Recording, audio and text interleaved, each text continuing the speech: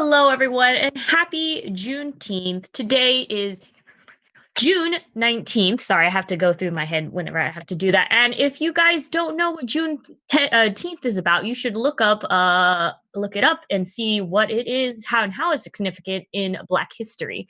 But yes, how is everybody doing today? I hear that there's been good things that have been happening this week. The world's not completely on fire. Emma, what is your good news that you did today? Yeah, only 95% on fire. So I guess that's something to be Small victories about. are still victories.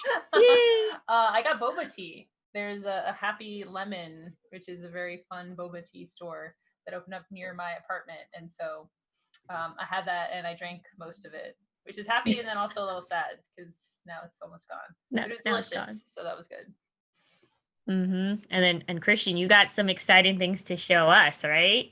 The rest of the week was such a an S show that I was like about halfway through the week, I was starting to feel really down. And then my dog started freaking out and the mailman showed up and I finally got my Savage Drifts box set from the Kickstarter I did last summer. And it has taken up all of my time since. You are all lucky that I am even here today because all this cool stuff I got from PEG. It was really neat. You're just here to share it with us. Yeah, no, you have to look at my stuff. That's just the way you have to come look at my stuff. Yeah, I'm here for it.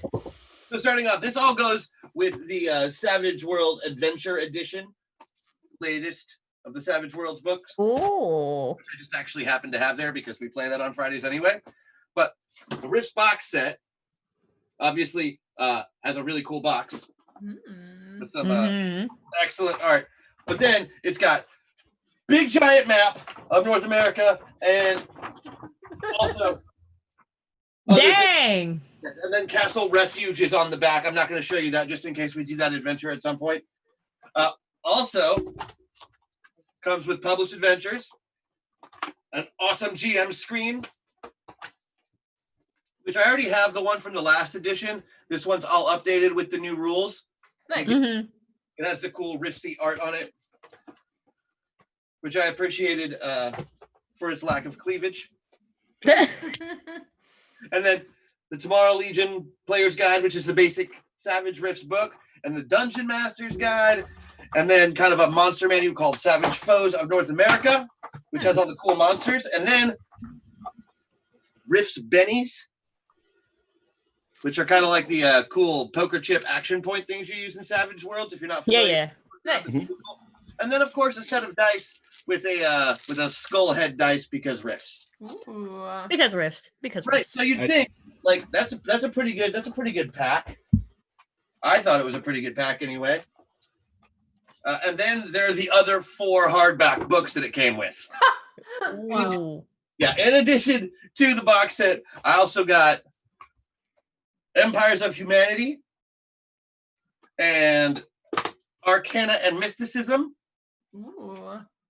Blood and Veins, all like talking about different places and different monsters and different everything. Basically condensing 36 world books into 3 hardback covers as much as they could, which is almost impossible to do, but they do touch on a lot more stuff than I thought they would get to. And then the bonus book that was one of the stretch goals, the Tomorrow Legion Field Manual, which has some really cool new iconic frameworks in it, like androids, which I think are neat, and a bunch of new classes and stuff. So there you go. I did my show and tell. I'm feeling so happy. I feel this is the entire culmination of this entire of TableTakes. Right? I feel like this is what TableTakes has been building to. That's right. I've been talking about this since day one. Yeah. Yeah. Did you hear Rifts? It's here. It's here. Have you tried Rifts? 4 times. Have you If you're tried? paying attention to the TableTakes drinking game, you have about 4 drinks to take. Woo! Go ahead. But Four, yeah, no. 4 boba tea sips. 4 boba tea sips or sips from like. But yeah, no. I guess one of these days, somebody hint should run a session with all of us. Just saying. He's been threatening to do so for a while. Now I 100% totally can. And then when I was also playing around with the savage.us thing that they have up on the internet, I think it's called. Mm. And it turns out that character creator is totally compatible with all those Rifts books. And so I just went to town playing with the character generator last night. Nice. So I have to say that the Savage Us URL is extremely amusing to me. Yeah, have you tried Savage Us? Excuse me? You know, Savage Us. But it's sweet. Oh, and then last but not least, Derek, what did you end up doing? Was it blah, blah, blah, blah, blah, blah, blah, vampire? You know, blah, blah, so blah, wait, hold blah, on. Like, I just want to clarify, like, because that was 50-50. You were just like, blah, blah, blah, Derek, whatever, vampires. No, the vampires. Yeah. You know what I'm talking about? Blah, blah, blah, blah, blah, vampires. You No, know, you is gotta be that like, nobody? Blah, blah, blah. Oh, blah, blah, blah. I'm sorry. I There didn't you do the go, right see? accent. It's a very Blah. different kind of thing. Okay, I'm sorry. No. Derek, we have trouble getting her to say the right words sometimes. Maybe let's not pick on her accent. Look, it's very important that you represent vampires accurately to the lore. They're all Romanian counts. We get it. Yeah. That's in the lore, the blah blahs. What? Counts blah, blah, blah. Yeah, see, he's got it. Anyway. Yeah, it's probably indicative that, like, you know, my high point for the week was, hey, everybody, I got to work Destiny lore into my vampire game. I still can't believe that. That's absolutely outrageous. Yeah, because basically my wife is playing Eris Morn, who is a Destiny character, and she's just playing this creepy, crazy lady who loves shadows as a Lasombra, who has, like, a connection to the evil darkness. And, you know, so I was like, fine, if you say that you're just straight up picking up that NPC and playing them, then I guess I'm just going to take their backstory because it's going to tickle you pink. And now I know who, like, the Neverborn deep in the abyss who attacked her are called. You know, she has to fade Ute the Death Singer and Alakul the Dark Blade. You know, and she just started, like, seeing the ghosts of her old vampire friends kind of coming back to haunt her. You know, Saimota and Vel Tarlo and Toland the Shattered. Good times. God. Sorry, between that and the riffs, I think I just went for the multiple nerdgasm. I didn't even think they existed. Yeah, it's definitely one of those things. You know, you joke about, like, hey, when you're running a game or you're making a character, just feel free to just, you know, steal wholeheartedly from some other medium that you like. And my wife and I were just like, yes, we will follow that to the letter. I love it. All good stuff. All good stuff. That was fun. So all the news is good this week, right? Wait. Did Bonte show various your definitions potatoes? of good. Yeah. I forgot to show off my taters that I've made. They're very, very beautiful potatoes. So cute. I love it so much. I don't know why. This is my highlight. I made potato creatures. Yay. This is my highlight, seeing these potato creatures. I'm really glad that this chair has arms because I think I would have just fallen out. Yeah. I feel like some of the news has been like, let's start off with good news, Derek. Let's go, Derek. You got good news for us. Good news, Derek. That's what they call me. Well, in the grimdark future, there's only war. Crap. So, as we were excited about last week,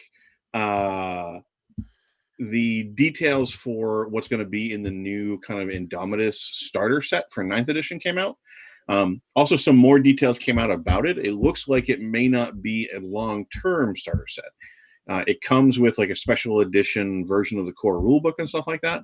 Mm-hmm.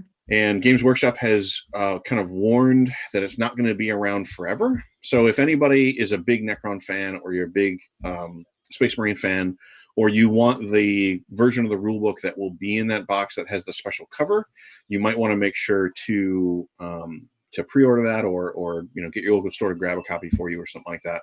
But, you know, as we knew, it's a bunch of Space Marines, it's a bunch of Necrons.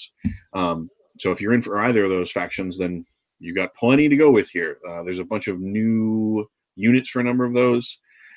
If you really want to, like, have a biker with a chainsword, like, racing through and cutting up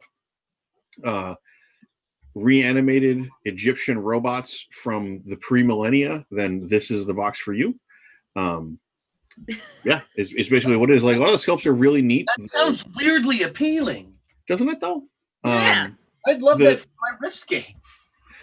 You know, actually, I think all of these miniatures would work fantastic for your Rifts game, because a lot of the Space Marines have these really huge, ornate shields with all this like skulls and iconography and crosses on it and stuff like that. They've got like neat little, I almost said cute little cloaks on them, basically little tabards. Cute little tabards. They're tiny. They're miniature, they're tiny and therefore cute. Cute little doilies. But then the Necrons also like have these robots that have like 3 legs and 3 arms and huge scythes and stuff like that. So if you're either in either of those factions, there's a lot of really cool stuff here for you.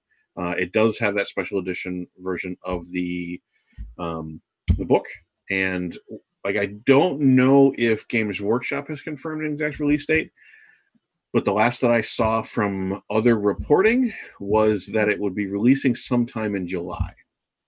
Okay. So it looks like that will be coming pretty quickly. So gear up, get ready. Get ready with your bikes. More news that are coming out. Like as you know, there's a lot of course, the pandemic is still going on and very strong here. So Hold on, I gotta get my yeah. mask. Oh, you got it. Okay, yep. Safety. I just keep Christian, you mine in want the to car, tell so I us never about forget us? What has Pandemic's going strong. I thought I was doing a different story, but that's okay. According to CNN, we are up to no, this is actually about PAX. This is about the Penny Arcade Expo West and Australia have officially been canceled. This is not a huge surprise, I don't think. A lot of people saw the writing on the wall when all of the other big conventions this summer got canceled. But yes, it's now official. There is no PAX West. There is no PAX Aus. Instead, we have they've announced that they're going to be doing another online convention. It's digital, which makes it very exciting. On the internet. On the internet. That's what digital means. I heard. So what they've done to make some room for this is they've extended it from 4 days to 9 days. And we don't know what they're going to be doing for sure. But we do know that the event will be free. So there you go. PAX has been canceled, but there's now digital PAX. Which is it will free. It will be really interesting to see what they do, because PAX actually has a really strong history of taking a lot of their content online already. Because many of their panel rooms were already streamed online live during the show as it was. So it was actually, at least for the panel side of things, it was a pretty accessible show to attend, even if you couldn't physically be there. But I wonder what they're going to do to try to coordinate that feeling of going around the exhibit hall and seeing booths and stuff like that to help those vendors kind of figure out how to do that and to organize them under the PAX brand. Yeah. Just because like those always felt like there were kind of 2 main pillars of PAX, and then like the third pillar that was always kind of there too, which was like panels in the big events, and then go around the exhibit hall, and then go do the gaming, often tabletop gaming. But that was kind of almost its own thing entirely a lot of times. Oh yeah. I don't know if that's the case in PAX Australia, because I think I went once, and I was basically in a booth pretty much the entire time. But I'm very curious to see what they're going to do. And then I think the other really amusing thing that I heard is, I don't know if you guys are used to if you remember how PAX names things, but it's been a long pet peeve of mine that they'll never say, go to the Regency Ballroom in the Sheraton, for example. They will rename every ballroom into like the Wyvern Theater, the Manticore Theater, the whatever else. And they even had like, and so like funny story about this, like not knowing the hotels that well, it took me a long time to figure that out, that it wasn't just actually called that. Yep. And that's why it's always been a pet peeve of mine, because they're renaming it and making all of the signage that those facilities have already put in place completely worthless to you. And but they go hardcore into it, because I know that at PAX East, they name each of because all the panel rooms are like at the corners of the building, and they name each of the panel rooms based on whether they can fly or not, or whether they burrow based on the floor they're on. Oh yeah, the animals. And it's in alphabetical order going clockwise around. So like if you know the logic, you can be like, oh, the Eagle Theater flies and it's an E, so that means that it's the 4th room here on the 3rd floor. Wow. Which, Yeah. So you're like, But but anyway, is if they paid somebody to do that. Like their whole job was just messing up the room names. or they just love doing it themselves. So it's been a long running pet peeve of mine, but somebody made the joke on Twitter that with 9 days, they're going to name each of those days based on the different levels of hell and Dante's Inferno. And then they're like, okay, if they do that, if like, day 7 or whatever is Malbolgia Day, then I will forgive every horrible naming convention PAX has used, and I will fully support it. There you go. Ideas if you're listening, PAX. But if they're sticking with that same motif, they'd have to rename other things on the internet. That's fine. In order to do that. They can make it happen. Yeah, do it. You got it. There you go. Malbolgia Theater or whatever. Well, I think, like, if they're going to stream it to Twitch, they would probably just rename Twitch to like Palantir or something. Yeah. Temporary rename. So that room namer still has a job this year, which is good. Yeah. But on other news that's coming out, Emma, you got some news related to board games. Am I correct? Yeah. Well. On TableTakes? Yeah. To board game reviews specifically. So this is about a site called Everything Board Games. 17 reviewers left Everything Board Games, and this is actually from a couple of days ago that we have this link here, because at this point, every single reviewer has left this site because of first their unwillingness to make a Black Lives Matter statement, and then when they finally made a statement, it was awful and terrible, and so a lot of bad stuff going on here. I mean, I think show after show, we're seeing people reveal their true colors. And I think it's very important to sit with that and call out and say, like, hey, this is something that's happening right now. Like, there is racism in the industry. It hasn't just appeared out of nowhere. It's been here the whole time, but we're seeing it now, which is awful. But it's also good that a lot of us who, because of our privilege, could ignore this until this point are being made aware of it. So I wouldn't say it's positive, but... Yeah, I'm sorry, but to be clear, did they say anything racist? Or were they just, like, being jerks about it? Well, first off, the reviewers were asking to make a statement, and the owner had refused to do that. So the reviewers who left made their own statement. And I believe we have a link to it there, and definitely worth a read, very eloquent. So they stated their point very clearly. What they had said, everyone needs to stand up and speak. We hope that change begun by others continues to light fires, not only through our community of gamers, but through individuals in every community. We're not, you can go and look up the response from Everything Board Games, because it's something like... The thing that stuck out with the response from them to me was that they were trying to take this quote unquote stance of neutrality, like, oh, we only care about the games and want to keep politics out of it, which seems very innocuous on the surface. But they end up using all of these buzzwords like virtue signaling, and like they really, like, you can see through it. Yeah, no, it's clear. You don't even have to be looking hard. Right, it's clear. Like, it is racist language. It is all right, and they were even saying like that they were victims of cyberbullying and harassment. Yeah, it's like, like people are actual victims of cyberbullying. You are not. Yeah, I thought that was the particularly like ungracious way to address it. Is that when a segment of people criticize something that you've done, and especially when they walk away from your organization for doing it. Like, that doesn't automatically mean they're right by any means. You might have perfectly rational reasons that you disagreed with them, but painting them as an organized attack against you as kind of your first launch does not make for a sympathetic stance. And they were also in the Facebook groups and online. They were deleting response. Like, people were putting posts to try and discuss this within the community. Ooh, and those were all removed and deleted. And the other thing is, like, it's so funny because people say, like, oh, free market capitalism. It's like, yeah, these reviewers are exercising their right because we live within this system. They are choosing not to work for you. And then the consumers get mad. They're like, what do you want? You want people to stay? They don't have to stay. They don't have to work for you. They don't have to buy your products. They're saying, oh, it's my freedom of speech. It's like, sure, you can say or not say what you want, and we can choose not to read what you do and not to work with you and tell all our friends about it. That's not harassment. Everyone has actually been very polite throughout this whole thing about it, and they're just speaking up and being vocal about it. It's just awful and ironic and kind of funny how, you know, how they get all uppity and how they get all offended by this, and people exercising their right to say, like, we don't believe in what you're doing and we think that you're awful and we're just going to not let you be part of our community. Yeah, like like you're saying, there's a very simple explanation. You have the freedom to do what you want, but you have to realize with that freedom comes consequences.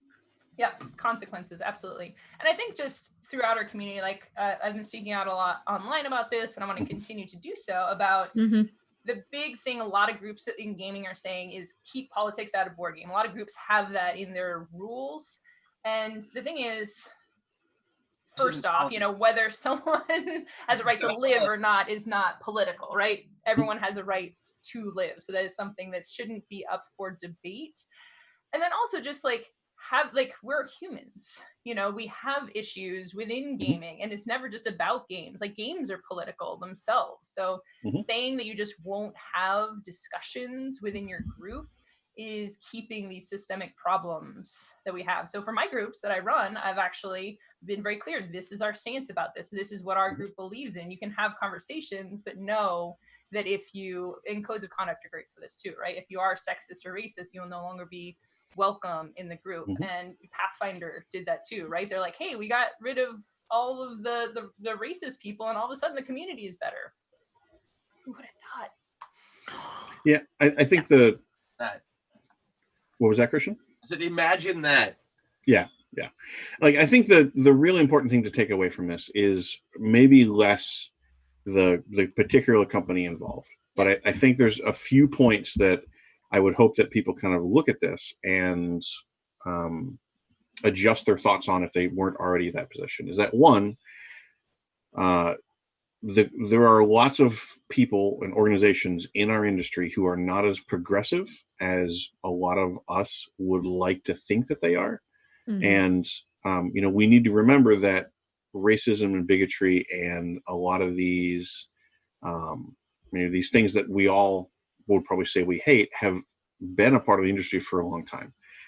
You know, there just hasn't been as many cases, I think, where they're being exposed or where it's coming to the forefront. And I think that with the national discussion being so focused, people are like feeling compelled to take a stance one way or the other. And I think that the other, like, as kind of part of that, the other thing that we need to recognize is that, you know, again, kind of to the points that you made, Emma, of shouldn't be a political question about who gets to be a person, for one. And then we also should understand that there is no art or games or society that is not inextricably tied to politics on some level. And if you have thought that all of the things you've been doing and playing had no politics previously, then I think you might want to re-examine them, because I think what it is that you mistook a bias towards your experience as a lack of bias at all. And that, you know, that's a very difficult thing to see when you're in the middle of it. Like, it's the old kind of story of, like, the fish doesn't know that it's in water because that's all it's in the water. That's all that it knows. You have to kind of make an effort to understand that just because you're in the middle of the bias that the stuff that you're consuming is targeted at doesn't mean that that is a neutral position, or that there can be a neutral position on some topics. But yeah, that's actually very poignant. Two things, of course, you noticed last weekend over this time, of course, during this Black Lives Matter movement for human rights. WotC said that, or Wizard of the Coast said that they will be changing a lot of their like products and products to more encompass like racial diversity and make it more appealing and also inclusive for other people. Part of that change right now that is going on is that they released initial plans for the diversity and representation in D&D products. So what this means is like for specific, we're going to go ahead and take the specific case with orcs and drow. This is a quote from them directly that we will continue to approach the future or in the future books, portraying all peoples of D&D in relatable ways and making it clear that they are free as humans to decide what they are and what they can do. What that basically is saying that no creature is inherently evil. Is what they're trying to make that statement with, because I think, at least no humanoids, I think, is what they meant. Humanoid. Yeah, humanoids. No humanoids. No humanoids are inherently evil, and that they can decide who they are, what they do, and whatever like path they want to choose. Also, they're going to be correcting a lot of errors in the Tomb of Annihilation and Curse of Shroud. So with this, there is a particular, like a lot of Roman or Romani cultures happen to be signified in this. And, with that, they're also bringing people from different cultural backgrounds they're hiring like talent and people, freelance writers, artists to go ahead and see like, hey, let's look at this from another perspective. Does this look culturally appropriate, Yeah, and like a lot of the stuff being mechanical, like you're saying, certain humanoid races being just purely evil, non-humanoid races being evil. Mechanically, we had talked about this before the show, that's like, you can just kill them. Also, races being inherently stupid or uncharismatic. Yeah. Yep. So you can, because players fight back against that, right? It's like, I don't want to think in my game about whether it's morally good or morally right to just murder this person. It's like, well, maybe you should be thinking about that. Yeah, that was the thing that always kind of struck me when, like, I think I ran Caves of Chaos during the 5th edition playtest. And, there were just some moments where, like, players were kicking indoors and, ended up in the backside of, like, the orc encampment or something like that, where just all the orc women and children were. And it was very much like what are you guys going to do here kind of situation. Oh, no. And it's a thing that I think a lot of D&D games never really examine. Because, a lot of it is the combat and excitement of just kind of obliterating the challenges in front of you. When, maybe you don't have to kill all the monsters that you're attacking. A lot of this is also like if you guys play home games, a lot of people are just like mix and match. Like I remember one of my first like D&D games, I played a barbarian elf. So that doesn't make a lot of sense in a lot of people, but I just did a different flavor text. They're basically giving people the ability when they do like these various different reprints, that's also changing the wording. So it doesn't like use very kind of, how's the word when it mirrors something that seemed very in the past could be considered racial stereotypes and such. So they're going to be rewording that to make it a little bit like, like just erase all of those wordings that used to be like racial slurs or something like that. It just seems like they're really trying to make a step forward of people just like mixing, matching how you want, so that who or what race you come from doesn't necessarily determine who you are completely. So that's the big thing. I don't know. What do you guys think of this? Like as a Christian, you're saying this is something similar that's already been done. Oh yeah, no, this is what Pathfinder did when they put out their 2nd edition. Like they kind of got rid of the whole race thing. You could have backgrounds that were based on that, sure, but that wasn't what it was about anymore. And I think that certainly helped with that problem. And I think it's long overdue that D&D does the same thing. Well, it's so embedded in our fantasy culture, right? Yeah, Back to Lord of the Rings, right? And for as long as there's been fantasy, there has been races. They've called them races. They have characteristics, and that's like, it's tough. Like I will say for people, because like we grew up with this stuff, as kids playing these things, and they are compelling to us, like just knowing what boxes, and this is all going to sound very awful if you put it in a different context, but like in a fantasy, like, oh, that's a dwarf, I know what a dwarf looks like. I know how a dwarf acts. There's something that's very... This is going to lead right into what I'm talking about later. This is going to be so cool. You'll see. Yeah, like this, it's all very compelling. And like looking at it and examining it now, we can see the parallels there, right? And we feel bad about it. Like when you hear about it, it's like you ignore it and you're like, no, I'm not going to think about that. It's not like that. Or you look at it and you feel that like, wow, how could I not have seen this? You know, how could I? And like looking at those works, like maybe you still love those properties, right? You love fantasy, and trying to reconcile and come to terms with those feelings, like it's tough. It's important. And I think it's important for people to kind of take their time with it. Like you don't have to burn all your books or whatever. Just kind of sit with it and understand why it's problematic. This is just this concept of this person was born to these other people, and because of that, they are this way. That being said, people on both sides of the issue are now burning their books. Well, we all know that gamers' favorite pastime is burning their books. But like to Emma, to your point of this going all the way back to Tolkien, you're absolutely right. And I think that there are going to be a number of people who say, "Well, Tolkien did it. Are you saying that he's racist?" And like, yes. I think yeah, and I think the appropriate response is like, yeah, like go read some criticisms of Tolkien. Like we love Lord of the Rings. We love that world. We love all the work that Tolkien did.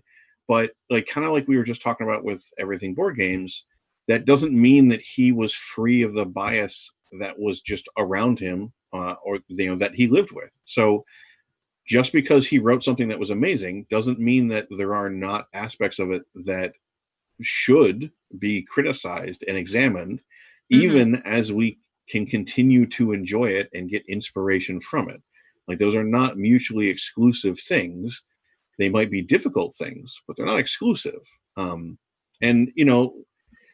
this is definitely something that I thought about too, because one of the things I really loved when making characters and playing in D&D was the idea of like, okay, if we had a group of people, if we had a group of people, an ancestry, a race that were, if they were all smarter than humans, if they were all wiser than, like, how would their society differ?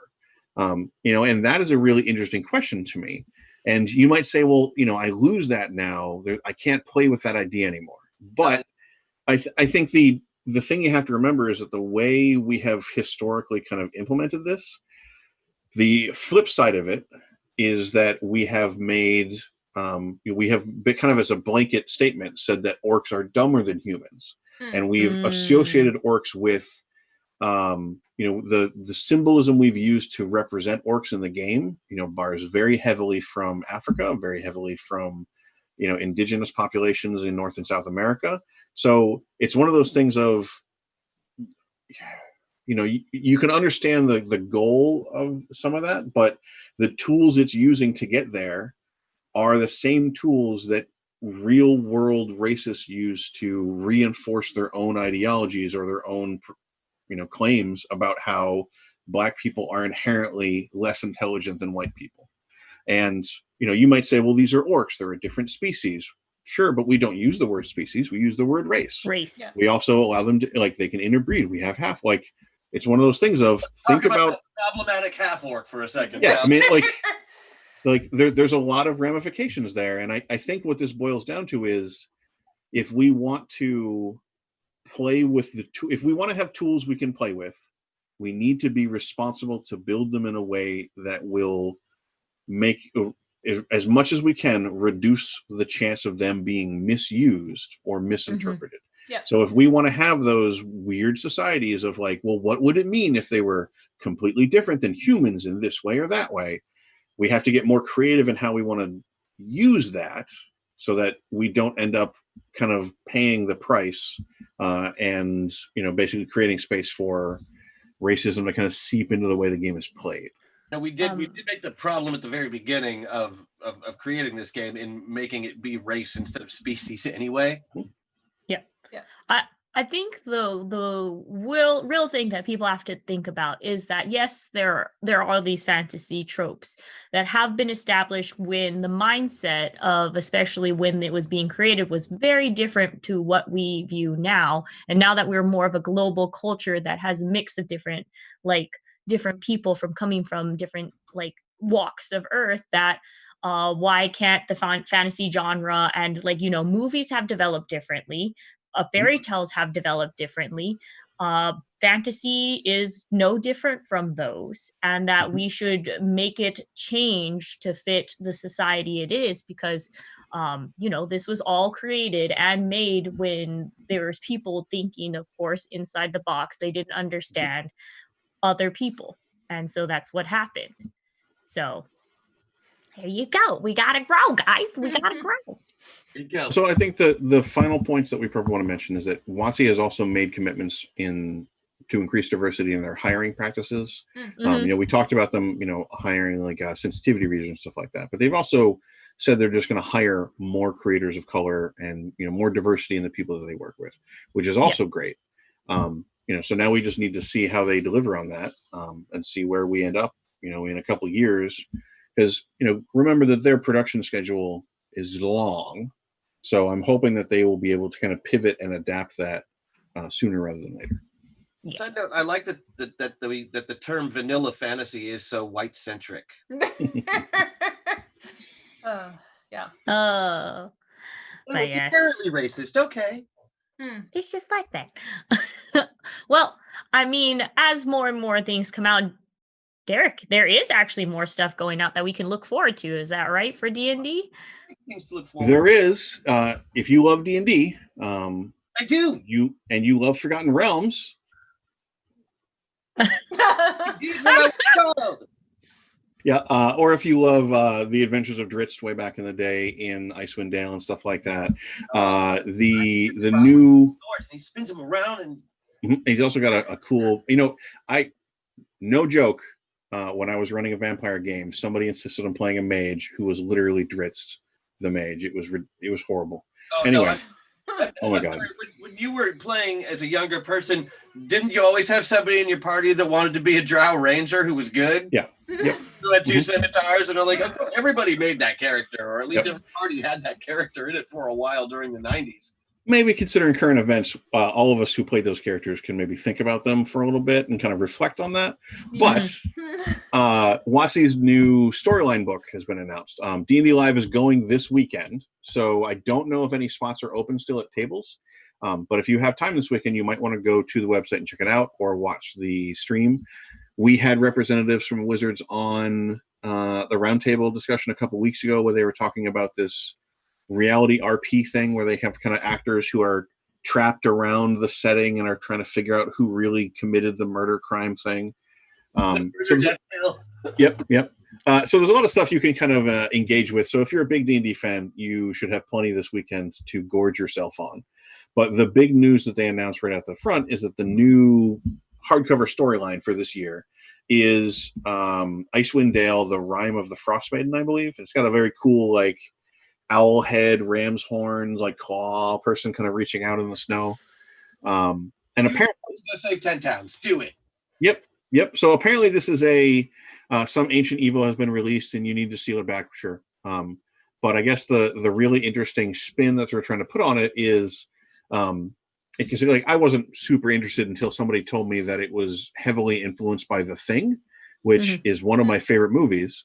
So now if you tell me there's a big D&D adventure that's influenced by The Thing and that starting characters each have some horrible dark secret that connects to that plot, then suddenly Derek, what was that?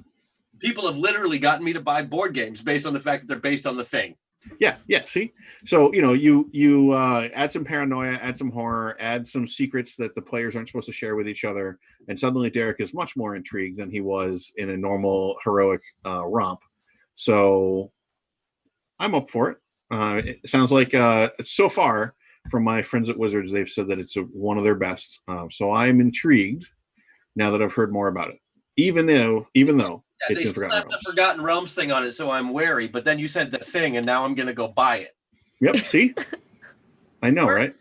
How about this? How about we go get it, and then we set it in the para-elemental plane of ice and just play it in Planescape instead?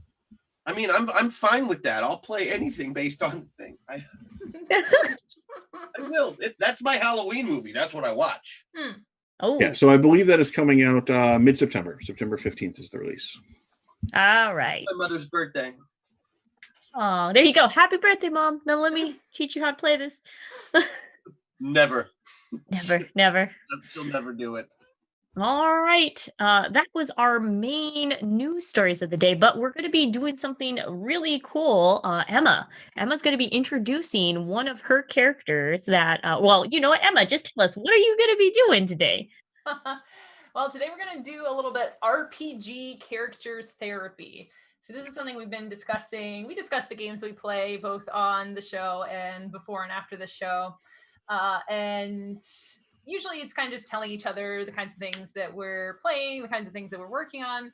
But as a relatively newcomer to the role-playing gaming, tabletop role-playing gaming, only been doing it for about 3 or so years so far. Hold on, just let's. I want to put a pin in that real quick. What? How many other hobbies can you do for 3.5 years? Yeah. And still be like, well, I'm a newcomer at it. Like golf. There. Woodworking. There's just like so many people, and it is insular. You know, I think a lot of this does really relate back to it, that so many people have been doing it. Like most of the people that I play with have been doing it for years and years and years. Yeah. So it's interesting. And it's the kind of thing, like we don't do classes for this. Most campaigns don't spend a lot of time. I think they could spend more time talking at a meta level or before or after the campaign. It's like, what are we doing? What are our goals for it? I don't know about y'all's experiences, but a lot of it's just like, hey, let's get into the campaign. Let's do the stuff of our characters. And no one really teaches you these things. And even if you're kind of asking for character creation, or like my group has been pretty good about it, but there's also just like, hey, we just want to play the game, you know, and like learn through playing it. So anyways, I want to talk a little bit about my character and some of the things that my character is going through, and get advice from you all to see like, hey, you know, what kind of things should I be doing here? Before you start, I have one question. Have you been playing with the same group the whole time? No. Okay. I've had a couple different D&D games specifically. If this is the second or third, I think we did have a small one kind of like split off into another one. So like second or third D&D. So there's overlap at the table. You have some players that played with one group that still play with the same group? No, I had like one, and then it like broke into a mini thing, and then kind of fizzled, and I have a completely new group that I've you see, it's a new. You just got a little more than a year. The recent character we're talking about. If you've played multiple campaigns with multiple groups of people, and you've played multiple systems, I'm going to contend that you're no longer a new player. You're at least an intermediate player. Okay. Yes. Yeah. Graduation. You've leveled up. You have experiences points. Oh, you got experience points. Yeah. And I feel this is very interesting, right? And I think it's an important subject to talk about, because I still feel kind of unmoored. Like a lot of other things, Magic, for example, I would say I'm an intermediate Magic player. And sometimes new set was a little crazy, but for the most part, when I'm playing, I just feel very comfortable in it. And then with the role-playing games, there's a lot of times where I don't feel as comfortable or as certain or as sure. And there isn't a ton of feedback to say, like, if I'm doing, like, the GMs haven't killed off my characters, so I guess that's a good feedback that I'm not doing too horribly. How long have you been playing Magic? Similar, more like 4 or 5 years. Okay. But like I think that's a really interesting thing. I think we're preempting you and doing therapy on Emma before we even do therapy on Emma's character. But like I think that's also a really interesting point that you just brought up. Is like, in the grand scheme of things, you've basically been playing Magic about as long as you've been playing D&D. Yeah. But you're much more comfortable with Magic than you are with D&D. Yeah. And you also just said like you don't have the same feedback. So like I think with Magic, it's a very straightforward game. Yeah. At a high level. You know, obviously individual decks will be super complicated. I'm not trying to say they're not, but at a high level, it's pretty straightforward. Are you winning a fair amount of the time? Then you're doing pretty well, at least within your group of people you're playing with. Are you losing all the time? Then you're probably messing something up. Are you winning all the time? Then you probably are playing against other people who are messing up, or you should kind of widen your audience to get more of a challenge. Like, it's a pretty clear feedback loop. Yeah, exactly. But for RPGs, like, you know, my wife has the same thing. She's been playing D&D forever, and now she's playing a vampire game. And, you know, the way that I like try to run a lot of games is I like to ask the players what ideas they have. What do they want their character to do? What do they envision their character being? And, you know, sometimes she isn't sure what she wants to do. and she's in this game and she's not sure what she wants to do. Yeah. But another player, no joke, has written like pages of backstory, has written like tons of fiction about what is happening to their character, around their character, all this kind of stuff. And so she'll be like, is that what I'm supposed to do? Like, if I'm not doing that, am I failing at playing this game? Yeah. And that's a very hard feeling to combat. Yes. Yeah, absolutely. What's up, Christian? Oh no, nothing. I was okay. I was listening very intently. Actually, I'm already developing a diagnosis at this point. So let's hear about the character. All right. Yes. Yeah. Oh wait. I need to get into my therapist. Oh yes. Hold on. The scarf. We need Oh, perfect. There, Bonsai, you just nailed that right there. Perfect. Absolutely perfect. Tell me about your character. All right. So, These make me look smarter, right? My character is Numi Lumen, who is a celestial warlock, unsure of her future. So she, as a child, was a street urchin who was taken in by gnome tinkerer Nespip Lumen, who she's a human, but she's taken by a gnome, so that's kind of her father parental figure. After apprenticing for a couple of years, Nespip disappeared. In her desperation, she was convinced to join the Cult of Ignis. This is in a homebrew world, by the way, so the terms might not be familiar. When the Cult of Ignis tried to murder her secret crush, whose name is Nex, she freed him and fled, ultimately turning back to sacrifice herself and let him escape. Instead of dying, she blacked out and suddenly developed powers from an unknown source, killing most of her pursuers. She wandered around for a couple of years before stumbling into the party of the campaign, and that's where the campaign started. She doesn't know she's a warlock, so that's kind of like her part of her thing. She still doesn't know where her powers came from. So I just want to confirm, you're a really big fan of Chandra, is that right? Yes. Okay. Nope. No reason. No reason. For any particular reason. Did you say that based on the story? Yep. Here? Or, okay. Yep. I have, Chandra is my girl. I love Chandra. So a few more things. She's wanted as a heretic by the Cult of Ignis, and that keeps coming up over the course of the campaign. She wants to find Nespip and Nex. Still doesn't know where her powers come from. She has a familiar, Leonessa. Her first familiar was Pecorino, and then it kind of did a Pokemon evolution thing. Those are both names of cheeses, so that's just a funny sidebar. Your GM clearly knows what you want. I want to point this out. Oh, yeah. Yep. They have your number. So Leonessa is kind of she's a celestial warlock, and she's Pact of the Chain. So familiar is the thing that she has, and she keeps asking her familiar, like, what the hell is all this about? Her familiar is like, you just need to get stronger. Your powers come from inside of you. So super not helpful. We just finished a gladiator arc in the city of Kolios. There's been a splinter cell of the Church of Ignis. Like when Numi had her thing, she kind of spawned this Church of the Silver Flame, which is like a splinter cult within the cult. And she came back to the city of Kolios. We were away for a while. And it was kind of like building up a thing. So she had that, but then they all had to leave the city or else they would all be wiped out. And now we're leaving the city and going on more adventures. Also, the world is ending. So like if you wanted like a bigger campaign framing. You're talking about in your save it eventually. So don't worry about that. Yeah. Just to clarify, the world is ending in your game, not in our real world, right? Unrelated? Yes. Unrelated. Yes. Yes. It's this thing called an agent late on worm. stockpiling toilet paper. So we're these giant like zombie making worm things that we're fighting, and the world is coming to an end. Sounds reasonable. So we're in the city for many months, real world months, and now we're kind of off on this new thing. And Numi's feeling a little lost right now. Questions? Does everybody have questions, or is it just? I do, but go ahead. Questions, yeah. Okay, so your backstory is great.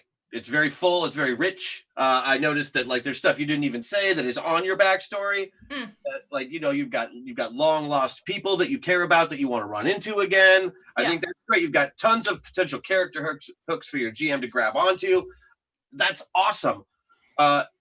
But you're feeling lost right now. Are you feeling more lost as a player or as a character? Because obviously the character feels lost right now going through the thing. But Like, as a player, are you comfortable with where she is? I think one of the interesting things is like, as a player, and I think there's definitely a subset of players that kind of really lean, like I create stuff, like I'm comfortable creating stuff in the world, like I've made things, but I want back and forth, right? Like I want to give the GM something and then they give me something and then kind of build on the stuff. But I think part of this world and universe is stuff, like everything just breaks all the time. So like Numi had this cult thing, so I'm like, okay, well now, you know, maybe I'll lean into that. Like there's this thing that's building up, and I kind of use that. Maybe meet some people within that and have relationships outside. Like just as a sidebar for role playing in general, the combat is fine, and you know mechanics are cool and stuff. But what I really want is just to like have these like weird relationships, and then you go back to this person, and like I mentioned a lot with Nex and Nesfip and all these people in it. So I want to tell stories. Right. Now, are these characters that you've met throughout the campaign, or are they solely part of your backstory? Those two in particular, they're part of the backstory. Like I've been looking for them, so there's that too. I've had little hints here and there. What about the cult? The cult's been pretty ongoing. Like in Koleos, the cult was a big part of it. As like, was that a thing you made up as part of your backstory though, or is it part of the campaign? That's part of the world. Okay. Yeah, okay. That's a big part of the world. And questions. Those were just my first two questions, so I've got. Yeah. And then finally, there's a little bit more about Nex too. So we came back. You're gonna give us the next level. The next level, yeah. So when we got back to Koleos, Nex used to be the Prince of Thieves of the Underground, totally not a savory character. We came back, there was a new head of the Underworld, or the Thieves Guild or whatever, whose name was Heron Mask, who always wore a mask and wouldn't reveal his identity. So obviously he's Nex, right? The great like, this was Numi's obsession through the whole Koleos arc, was like, you're Nex. So it sounds like your GM is definitely throwing you bones for your backstory here and there when the campaign doesn't get in the way. Yeah. Mm-hmm. But you haven't had a lot of chance, just given where you guys are in the story, to actually get the rest of the party on board to go and do that stuff. Yeah, well, it's like, I mean, the world is just rich, and this stuff, like, this was a gladiator arc. There's this whole like series of games, and we had all this a pretty strong arc throughout it. You know, it's like every day, every 1 or 2 sessions, we'd have like another big gladiatorial battle. So very strong story arc here, and I think like I really loved that. I really enjoyed it, but finding like, and I think with the other characters we're doing too. Like people would have characters that they were connected to, and they'd like go and talk to this person. But I didn't feel as much for Numi. It's kind of this weird, like almost emo, alone place for her. Like, like all the characters. It's a common warlock theme, though. So yeah, that's right. But it's like this Heron Mask, right? Who she thought was Nex. She'd like go up to, was like, I just want like dropping these hints from the back. So I was like, oh, like I know what you're like, but there was never any confirmation of that, which was just fine. You know, it's kind of like at the end, she's like, I just need to see your face. Like the last time she saw him, was like, just give me this confirmation, and did not receive that. So it just seems like there's a lot of stuff where she's like putting stuff out there or reaching out, and not necessarily having a lot to hold on to or to like pull her through what's going on right now. So to get to Christian's point though, is that a problem for the character or is that a problem for the player? Because you as a player might enjoy playing through a portion of her life where she's unmoored. She doesn't know where to put her her loyalty. She doesn't know what direction to follow. And you as a player might be like, okay, that's an interesting thing I want to play with. You know, maybe I will make this character kind of like willfully trust the next person that we come across, or you know, start acting recklessly, desperately trying to look for someone to establish an emotional connection with because she has been so long without one that has kind of had a payoff. Like that's a thing you could do. I'm not saying that's the only thing you can do by any means, but like you as a player might decide that's what I want to mess around with. Yeah. Or you as a player might be like, hey, I was kind of expecting like a little bit of payoff here. Like I'm done with this chapter in my character's life. I want to see what the next chapter's like. Like I had fun with this. It's good. But I want to do the next thing. In which case, how you handle those two things is very different, because if you as the player are happy and you want to continue exploring that space, then all you have to do is just figure out what situations you want to get the character in, and then jump at those chances when the GM presents them. Because even if you're not like colluding with the GM, quote unquote, even if you haven't explained this to them, I guarantee that something's going to come up that's going to be a golden opportunity for you that you're going to feel is perfect, and you just need to kind of like jump on it.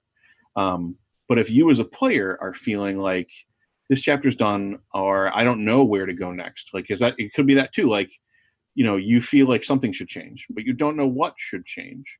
And in both of those cases, I feel like that's a time where you want to have a discussion with the GM, or maybe even have a discussion with the group as a whole. Because this is another thing that came up in the vampire game with my wife, where she was like, I don't know what to do. Yeah. So we kind of just took 15 minutes with the group, and we're like, we don't need to figure this out now, but like, because we had a session that kind of focused on one character, we had a session that focused on another character, and those players kind of had fairly concrete ideas of what they want their characters to do in the near future. Like they had goals, and my wife didn't feel like she had an immediate goal. She had a campaign goal, but not a like, what am I doing this week goal. Right. So I was like, okay, well, if you're open to it, why don't you explain some of the things you want and describe it to the other players? And the other players might have ideas of like, okay, well, what if this happened, or what if you focused on that, or what? And it's just like, think of it as a writer's room maybe for like a TV show, where you might be like, okay, season 1 is done, season 2, what are we doing in season 2? Who's staying the same, who's changing? Let's get some different perspectives on it. And I personally always find those meta discussions to be very helpful, personally, because I think this is probably an artifact of me really growing into gaming through White Wolf, where White Wolf spent a lot of time telling me that my game was supposed to be art, it was supposed to be meaningful, it was supposed to have themes and atmosphere and meaning that something as crass as D&D could never imagine achieving the artistic heights of. and then it would not spend anywhere near as much time telling me how to do that. It would just tell me that I should. Yeah. And my group just got in the habit of like, we were watching a lot of anime, we were watching a lot of Hong Kong movies at the time. So, I think we had a lot of discussions already about story arcs and like how a story should unfold. If you kind of like, this archetype of character does this happens. Like I'm playing the bodyguard or the assassin with a heart of gold. I've killed innocent people, so at the end of my story, I have to die. Like I can redeem myself, but I'm dying at the end. Like, so we, I think, kind of were all on that same page. So we would have discussions kind of about that. It was very much like okay, we're going to start a new campaign. What things do people want to play with? What toys do we want to put in the sandbox? And sometimes it's helpful to, after you've played the game for a little bit, just have that conversation again. Like, okay, everybody's played your characters for the past couple months. Do you like them? Do you want different characters? Do you want to change your characters? Yeah. Do you want to have an arc where your character radically changes? All of those things are, things that you can do as a group. And I think, like, from what you were saying, if I just put my 2 cents in, is it necessarily the feeling that she's lost because with her story and progress, there didn't feel like there was an actual like information gain? Because you said, I was talking to this leader and I really wanted to uncover the mask, and you basically hit a stone wall with no information. Is that like the feeling of loss because you tried something, you went down that path, but you didn't receive the gold at the end? Is that could be also just related to your feelings that you like, you did this, you tried, and then you didn't get the necessary, like the step you needed to move to the next chapter because you had none of that information given to you. Yeah. That could be something that you could discuss with your GM as well. Be like, hey, like we are moving on from this chapter, but I felt like you just kind of ripped out the end pages and said, here's a done book, you know? Yeah. Well, hooks, right? For like, Yeah. like, and for, I think it was good. Like the fact, like the character had a choice. They chose to do this thing. I still don't know. Like, and that's kind of cool, you know, like the mystery is still there, right? Like if they've been like, oh, I've been next the whole time, I don't think I would have wanted that. You're also Yeah. a character that is completely built of mysteries. You know, Yeah. you're raised by humans. You're a warlock, which means you have a secret power that you, in your backstory, know nothing about. You're Yeah. missing all of the people that you ever knew and are actively looking for them. Yeah. My question is, which one of those is your priority? Yeah. Because right now you're pulling yourself apart in several different directions at once. Yeah. And it's those short-term goals and those long-term goals mixed together that make life, right? Yeah. So what is more immediately important to your character? Is it finding Vex? Or is it trying to figure out what is happening to you that means you can shoot laser beams out of your eyes? Yeah. Right, exactly. But are we in the X-Men now? Is that what's going on? No, but warlocks are all X-Men, really, when it comes right down to it. They just have I knew I love warlocks for a reason. they just have a meaner boss. Yeah, we're more the Spider-Man. I'm just like, see, like Eldritch Blast, Eldritch Blast, Eldritch Blast, Ball of Fire. Right, like how much time is your You character read very done? different Spider-Man comics than me. Yeah, but I kind of want to read those Spider-Man comics. Is that the 2099 stuff? Because I never really got into that. Well, and I think the so just to kind of answer and cap the stuff off. So what Numi has also been very positive, very upbeat, like a surprise. You know, I'm sure that all comes as a shock. Like all of her stuff is like silver and sparkles. And Which yet is she's also very emo. Yeah, it's very brooding backstory, but you're like, sparkle. Yeah, but it's kind of like this, like I've created this gnomish kind of philosophy of positivity. So classic kind of high coming charisma introvert. there. Yeah, and so she's like, the first time that one of the party members, like we were questioning someone who was clearly evil, tried to kill us, and we had him down, right? And then one of the party members murdered him, right? Basically, it's just like, and that's always been a problem for Numi. Like they've had a situation where they're questioning someone who's a bad guy, but she's never like pulled the trigger for that. She's had the kind of opportunity, and she goes like Super Saiyan, kind of like not conscious anymore into this like phase. So she'd never done that. Like one of the other party Like members an avatar. yeah, one of the other party members had always pulled the trigger. But that was one of the big things that happened in the last couple of sessions. Like she did finally, she murked someone. She finally became a murderer. Yeah. I mean, I guess that's a milestone. Yeah. Well, yeah. So the direction I'm kind of like, because, and I don't know if I want this because I don't have anything else to hold on to. I just like, she's going crazy. Like she's just, which is kind of weird, like losing control as a D&D character, like not making choices. It seems like the only direction to go into, and some interesting stuff might be there, but it's also scary. And it's like for the rest of my, like, I could just go off, like I might start shooting at one of my party members or something, you know. There's just like my only advice is this: allow yourself to solve some of your own mysteries. Yeah, like that's definitely a lesson we learned with Vampire. Is everybody in Vampire always builds super dark secrets, and they try to play it really subtle. And what I will tell you is that a secret you don't share with the group is a secret you don't have, because it doesn't affect anything. No, if nobody finds out about it, it doesn't affect anything. And then, you basically have to share these things eventually. yeah. And the other thing is like you can't be subtle in a role-playing game because there's a lot of distractions, there's a lot of stuff that you're juggling, and I have found that anytime I've ever tried to be something that I thought was subtle as either a GM or a player, it has completely gone either over people's heads, or they assumed it was a red herring or not important or something like that. So my advice is to share your secrets, solve your mysteries, not all at once, and feel free to develop new mysteries too. But if you're not solving a mystery, you won't feel like you're progressing and changing things. And don't worry about being too obvious. Like, even to the point of like coming out and saying, feel free when you're describing a moment to say, this is what my character feels like. This is what's going on in my character's head. Because your acting skill may not translate. Your other players may not be observing you in that way. Yeah. They might be thinking about, what am I doing on my next turn? But if you say, Numi really struggles with this, she kills somebody and she's racked with guilt immediately afterward, then the other players can pick up on that, and you'll probably have a couple of them who want to immediately role play with you and connect with that. And then you'll feel a little more connected with them. I will say, shooting your other party members, obviously Derek gives 2 thumbs up to that. I give 2 thumbs down to not letting the other party members or the other players know that you're going to do it before you do it. Yeah. Like, unless the table is like, hey, we're 100% PvP, pulling that out on a party is only going to frustrate people if they were not expecting it. Yeah. That's friendship ending.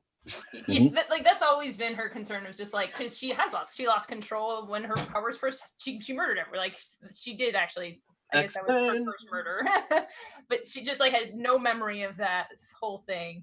So that's been one of her ongoing fears, right? That she loves her party. She's like, they're her family. So that's like, she's terrified that she's going to just like, she's going to snap and she's going to hurt the people she cares about. Well, now I feel like we need to get a report of how this went for you next time in a few months. Yes. Well, so our last session ended with us face to face with a dragon. Yeah.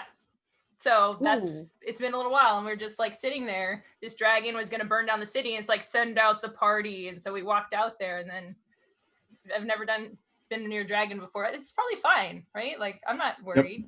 Yeah, it's fine. It's fine. Yeah. Let the chaos consume you. Yeah. It's fine. Yeah, it's fine. But yeah, I think we're gonna. I really am excited to hear more and more about this character. And then as like we could, this could be a usual thing that we do. Like, hey, tell us, welcome back to it's like your character, just have it like as a thing now. It goes off into the forest and goes see its 3 wise therapist wizards. Now that you've had to do it, I feel we all should have to go through character therapy. Oh yeah. Character therapy. But yeah, no, I think I only have like 1 character right now because I'm running all the other games. Does it need therapy? No, I think actually he is pretty well adjusted right now. I feel like we could each go ahead and give 1 little tiny snippet of like final like advice for at least this session that we can share, and then we can go ahead and jump into all the rest of the things that we have to. Still got plenty to wrap up. Yep. I've already said I think everything that I would share. But I just want to thank Emma for doing that, because I think it was really fun to hear about your character. It was really fun to use your character as just an example to talk to people who might be watching about how to do the same thing with their own characters. Because that's the other, like, I guarantee you that most intermediate players have the exact same questions and feelings. And, if you don't talk about it, you don't know how to improve it. Yeah. We watched like a story. Make sure you tell it. Yeah. Like you watch live playthroughs or whatever. This is the stuff that people don't really talk about, right? Like how they're feeling about it, how they're like, I've never heard anyone on our live playthroughs. That's all we talk about after though. Yeah. How your characters feel about absolutely. What's going on. Especially in I think there's actually a couple podcasts. I think the Rude Tales of Magic and Fun City, I believe both of those have cast chat episodes that are Patreon only that talk about how the players and the characters felt through the session they just recorded. So you might want to check some of those out, and I think that might give you some of the key that you're missing to a lot of this. Yeah, that sounds great, actually. That sounds very helpful. But yeah, I think mine is just communication, and if you're gonna go crazy, let the other players know first. All right. And then Christian, anything? I think I've given plenty of advice now. All right. So that has been our character therapy session. Unsolicited. And now it is time for Bundle Blast with, hold on, trying to, Christian. Oh, good. It's me. All right, so let's go back down to these real quick. Okay, we've got a couple of bundles this week, and they are pretty cool, I think. So the Humble Bundle has a Maps Extravaganza, which is a digital bundle that just contains several map tools. The small version contains 3 of them. The slightly larger version gives you 3 more, and the big version gives you 3 more on top of that. The even bigger version gives you another 3. So you just end up getting 3 different like map making tools digitally every time you up your pledge on this particular Humble Bundle. I'm not really into map making software because it has software, and I'm afraid of computers. But it looks pretty cool. Mm-hmm. Secondly, and this is the thing I'm kind of excited about, is where did it just go? Oh, I just lost it. There's the bundle of Holding Fellowship. Have you guys heard of this at all? Have you got a chance to look at the bundle? Yep, I backed the game on Kickstarter way back in the day. Okay, not Lord of the Rings, guys. It's not Lord of the Rings. Well, Not quite. But the thing is, it's totally Lord of the Rings. It's 100% totally Lord of the Rings. Knock off Lord of the Rings. Well, no, the way it works is it's powered by the Apocalypse system. Mm-hmm. One player takes on the role of basically the big bad, the King of Mordor, or whatever that guy's name, Simon, right? Anyway,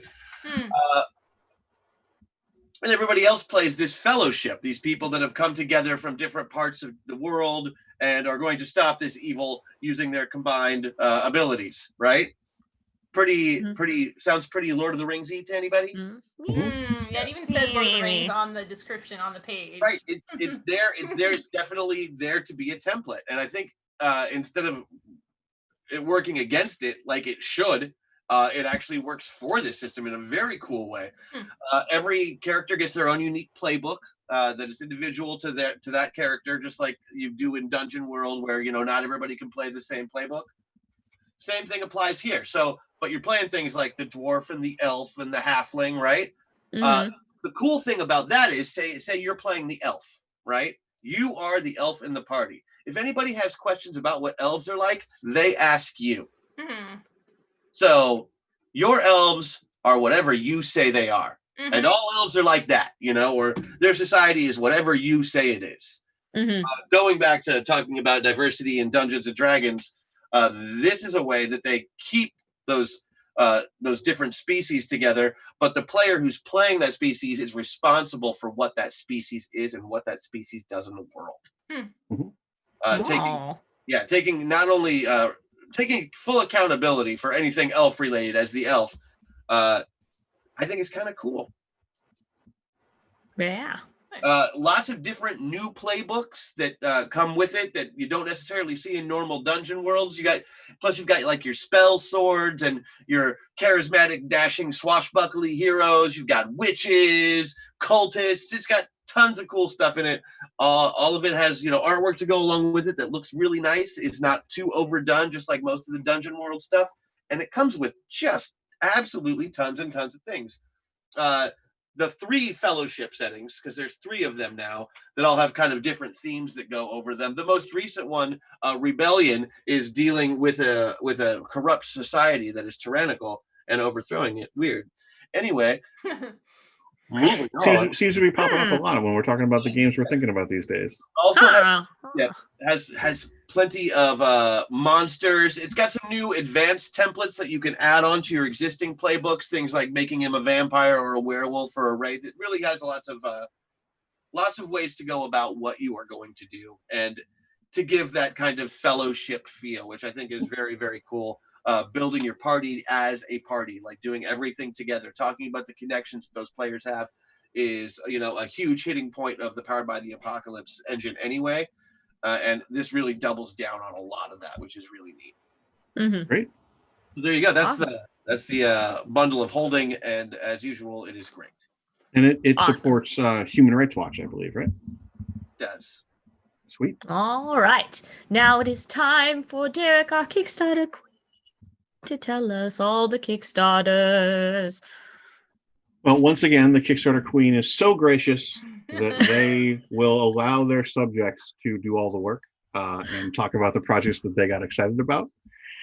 So, Dearest Emma, what would you like to begin to tell us about? First up is the Whatnot Cabinet with 3 days left, ending Monday, June 22nd. A game of rare, unusual, and intriguing objects for 1 to 4 players. This one is by Edo Baraf, who's someone who I've had the pleasure to play test with before. I believe I actually tested this game. It looked very different. It's an interesting perspective. What's that? I said that's an interesting perspective that you kind of saw it in its nascent state. It's definitely changed a lot and wasn't themed like this. But I remember the different components and the different spaces for it. And just being like fun, satisfying, collecting different items. The art of it is perfect. I believe it's Beth Sobel. Just so many fun things going on here, and it just like looks beautiful. And the theme is cool too. You know, it's got almost a little bit of history. It's like, hey, everybody collects stuff. I collect rocks, shells, whatever, but people would put these things into a Whatnot cabinet and make like a really cool display of them. So yeah, they were all over Cape Cod when I was a kid. Yeah. The Whatnot cabinets. Oh, cool. And we didn't call them that. I don't remember what we called them. I think it might have been like a knickknack cabinet, something like that. Yeah. It's probably racist, isn't it? Oh God, it is, isn't it? Oh, are you gonna say the cabinet, the Native American in the cabinet they're referring to? The Indian in the cupboard. I loved that. I loved that book when I was a kid. Oh, okay. I thought you were talking cabinet. So yeah, you're gonna be collecting these things, score points for sets of objects. It's a set collection game. Yeah. Okay, cool. Pretty fun. You should definitely check that out if you're into that sort of game. I like how you and I are like, oh yeah, a game, and the two of them are just laughing their asses off. I heard the name what they're talking about. Cabinet, and I'm like, oh, that's hilarious. Well, I was like, wait, changing the title for the you're talking about the book, The Indian in the Cupboard, correct? Yes, I believe so. There's a book and a movie. Yeah, oh, that's right. They did make a movie. Wasn't like Owen Wilson or something in it? Yes. Yeah, so, sorry about that. We got distracted. Sorry. This is 3 days left. So check that out. Bonsai, you have something that you want to tell us about. Oh, yes.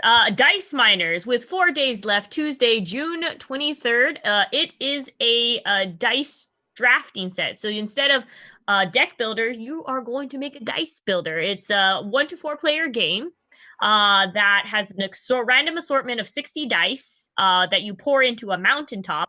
And then each of the different types of dice are used to represent treasure, hazard, magic, tunnels, and basically the player chooses different heroes to interact with each die. And so you slowly build up your hoard and treasure and all of the stuff using your different heroes that you use to break down the mountain, essentially. And it's not a new idea, but the presentation looks very fun. And it's like it's like this mountain that's on a slope, right? Yeah, like it's a mountain on a slope, and your dice fall fall pour into the there. dice in there, and you pull them and they rearrange and stuff. Oh, yes, yeah. Kind of slide. It's gravity based. Man, that stuff does the neatest stuff. So that is 4 days left. 4 days left. Okay, ending on Tuesday, June 23rd. So oddly enough, I just want to take a moment. The only way that I know that time is still passing for certain and how fast it is passing is the fact that I have to write so many dates in this agenda every week. Oh, otherwise, it's just like, who even knows what time is it? It's summer? Okay, I thought it was winter. Dice smides. So, but yeah, it's a lot of dice there too. Speaking of dice, Emma, speaking of mines. No, you gave it away, Derek. Look, I'm the queen. No, I'm the queen. Okay. The thing. I did not spoil the thing. You're ruining the thing. Do the thing. Okay. So next up, with 4 days left, ending Tuesday, June 23rd, Die in the Dungeon. DIE in the Dungeon. Do you know why it's called Die in the Dungeon? Because it involves dice. It's Dallas. Derek, you need to lean into the punniness of this. It's okay. This game is just like, it's so punny. Before the show, we were talking about how it's not at all subtle, and I think that's great. And I love it because so you're playing. It's another one of those games where you're playing as the baddies. You're the beholder, basically, who's been sucked into this dungeon and has to fight all the heroes for whoever brought you here. And all of the heroes, the humanoids, are dice. So they have like the hit dice for their heads. And that's how you represent who they are. And then you set dice for your different abilities. And yeah, it's just like it's funny and punny, and it's cool that you get to play the bad guys here. So there's more than one die? Yeah. It comes with multiple dice? So they really had to reach for that name then. For die in the dungeon? Because they couldn't call it dice in the dungeon, even though it's technically what it that wouldn't make any sense though. Oh. Look, sometimes you got to that wouldn't have made any sense. You have to stretch to make the pun, to make it those are the best puns, the ones that are a little bit of a reach. Oh, wait. Dun-dun-dun. Wait. Okay, this explains why puns are so bad, because you're the one who gets to judge them on their merit. Sometimes you just have to roll with it, Christian. See, now that's funny. Thank you. That's funny. I love puns. I'm usually not great at coming up with them. So anyways, that's pretty much what there is to this game. If you think that sounds like fun, I certainly do, then you should check out the link. 4 days left on that one. Ooh, 4 days left. Back to you, Bonsai. What do you have for us? Next on the list is hold on, I got that confused. City Builder, Ancient World, with 4 days left as well. This is a 1 to 4 player game, a tile laying game where you slowly with other, like you can either do a co-op or solo. You can slowly build out the world. It kind of really reminds me of Carcassonne. That's the reason why I chose this game. And the goal of the game is to build city districts that you close off in, and you can either build a monument or populate it with settlers. The more you expand and fill in the population, the more you can build and grow and then earn more points as you go. So it's very, you just have to it's fill the people and the population, and your city gets bigger and bigger. It's like expansion, kind of game. So if that's your thing and you're really interested in making a big old city with other people, City Builder is your game. And so the 4 days left. Okay, so that brings us to Emma with a project that I thought you were going to like. Thank you, Derek. I appreciate you servicing this. This is Chai. Chai board game, just released a couple of years ago. It was originally kickstarted, a game about combining tea flavors to make a perfect blend. And what's up on Kickstarter now with 5 days left, ending Wednesday, June 24th, is Chai High Tea, which is a reprint and expansion of the original game. There's a deluxe version of this. Again, I say this a lot. This is definitely one. Just go to the page and look at the components for this, because just like very beautiful, satisfying. I love when people pick a theme, something that just like this idea of like tea leaves and plants, and there's so much beauty that you can get out of it, and they really lean into it. There's these really cool clear dice that you can roll for the different teas that you're trying to blend, these tokens that are going onto the board, and yeah, Chai looks like a very fun, exciting game. And there's the high tea expansion for it. So if you don't have the base game, you can get a very fancy version. If you do the base game, you can get the expansion for it, which has extra ability boards, new abilities, and additional rules compatible with the solo and co-op gameplay. So if that theme sounds cool to you,